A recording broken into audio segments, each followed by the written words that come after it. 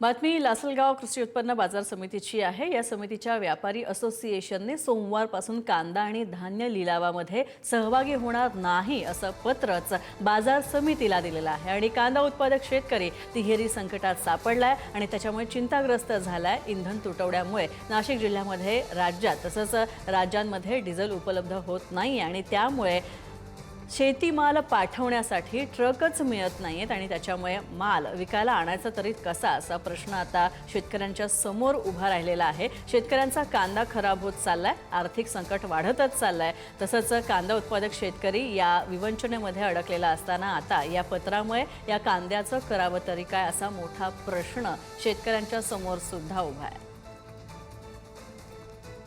America, Israel आणि Iran यांच्या युद्धामुळे गेल्या 2 महिन्यापासून आपल्या जो आखाती देशांमध्ये कांदा जायचा तो कुठंतरी कंटेनरचे फ्रेट वाढल्यामुळं तो फार कमी प्रमाणात निर्यात होत आहे। डिझेल पेट्रोलची उपलब्धता नाही आणि त्यामुळं ट्रान्सपोर्टेशनसाठी परराज्यात पाठवण्यास ट्रक उपलब्धता होत नाहीये। तर सरकारला व्यापाऱ्यांच्या वतीने ही विनंती आहे की सरकारने लवकरात लवकर याचा पाठपुरावा करून आणि ट्रका कसे उपलब्ध होतील यासाठी सरकारने दखल घेऊन लक्ष दिलं पाहिजे। शिकूया AI ची क्रांती, चला करूया MSCIT।